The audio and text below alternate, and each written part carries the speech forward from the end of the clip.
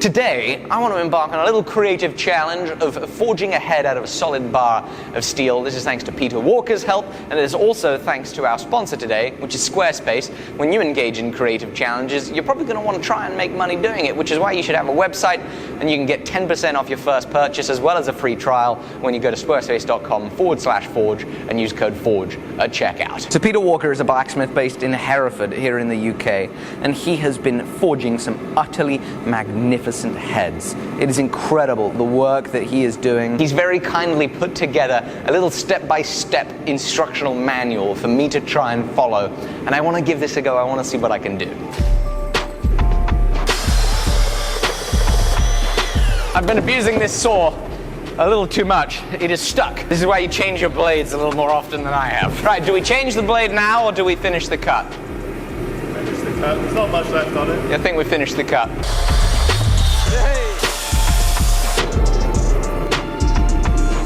So our first step is going to be we take our round bar, we make it into some 35mm by 35mm square bar, and we put 2 sets of fullers on the diagonals, and it looks like that is isolating this material that'll form the ears.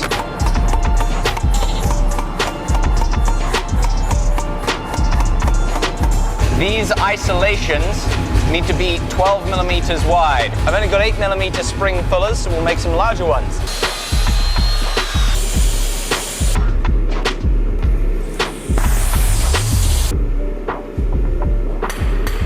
That looks good. I'm happy with that.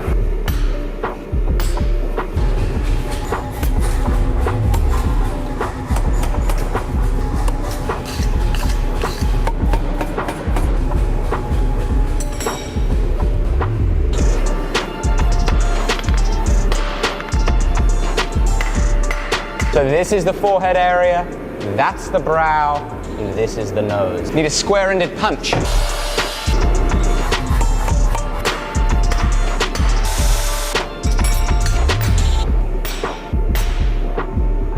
It's already looking like a person. Look at that! Got a little nose on the boy.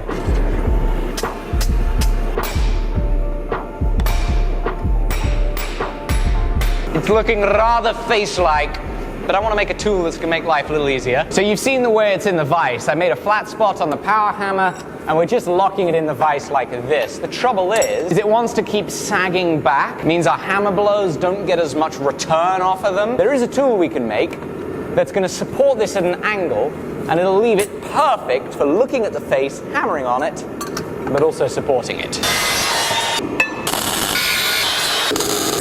The idea is that, okay, well the angles aren't right, but at least now, when we are hammering on this, it's going to be supported.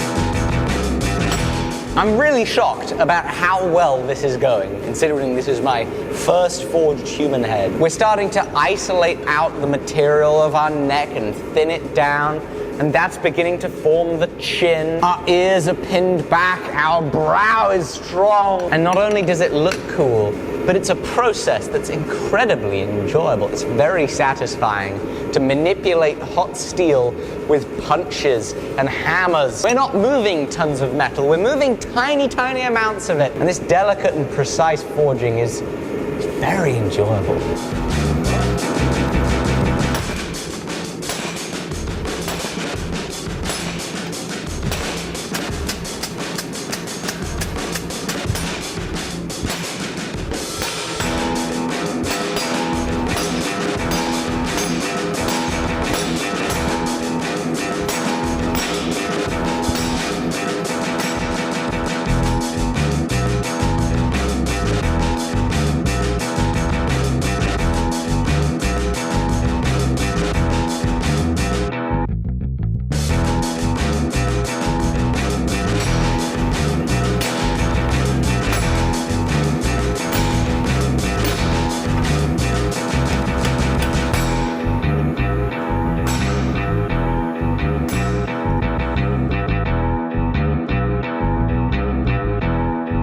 So one of my target areas right now has been what will be the mouth and lips.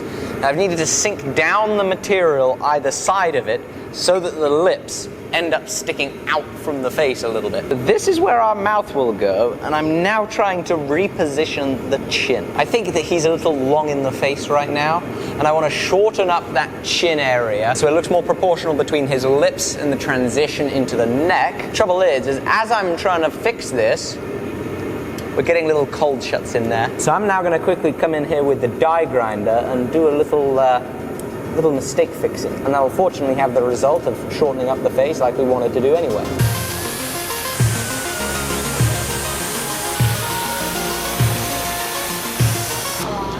I think that's a good improvement.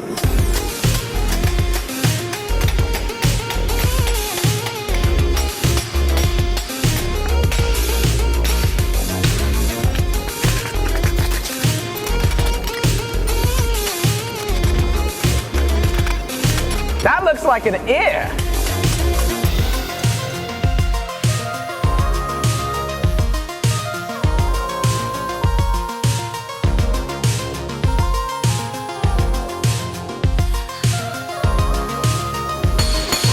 What's been really cool about this project is because so much of what we're doing is just focusing on texture, we can take really long heats, start at a low orange or high red, and just work for minutes and minutes and minutes, focusing on getting the textures and fine shapes to be exactly how we want them. It's really satisfying. It's quite meditative. Most forging is extreme bouts of energy interspersed with bouts of silence and waiting.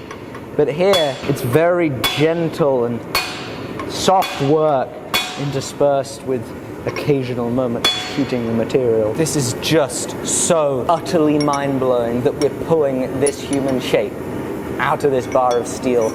I love what we've been able to do with the ears. I think all that's left for us to do right now is chisel in our mouth and then punch the eyes. Goodness, the guy looks really surprised.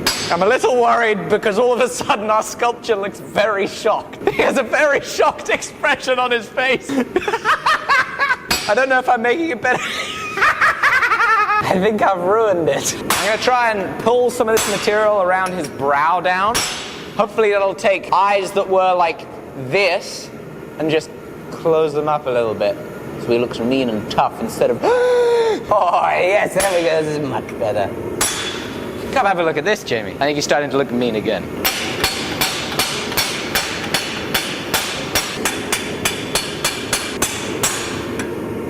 Our penultimate step is the mouth. Now, if the eyes tell a lot about a person's mood, whether they're shocked, whether they're not, the mouth is likely to as well. Which means if I mess this up, who knows what sort of facial expression this chap could be pulling. He's gonna look like he's pulling a duck face if I'm not careful. Oh no. I think it's a duck face. Ah, it's a duck face. Ow. Okay, now let's see if we can close up the mouth perhaps. Give me a serious look, Jamie. Perfect. Jamie has been helping me with facial expressions while we make this. I say, surprise look please, Jamie. Surprise, angry, surprise, angry. We've got these stupid ear pads on the top of my head.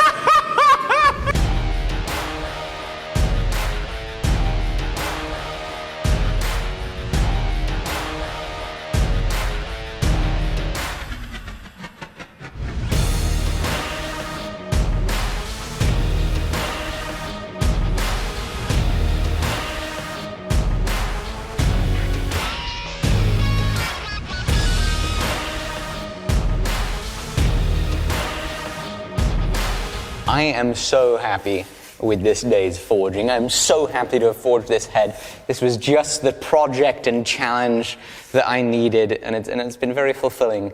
But more than anything, I'm so grateful for Peter Walker's help in guiding me how to forge a head that is his creation. These techniques are his creation.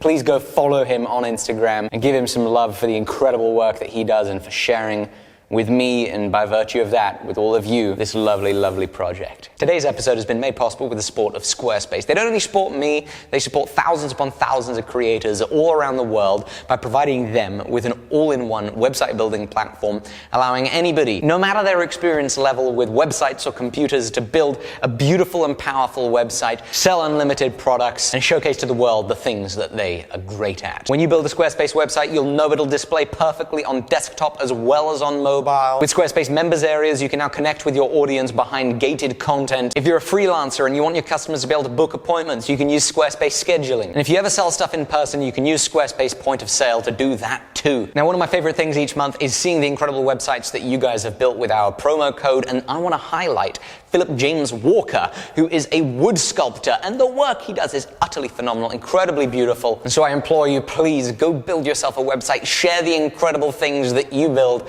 with the world by getting a free trial at squarespace.com/forge and by using code FORGE to get 10% off your first purchase.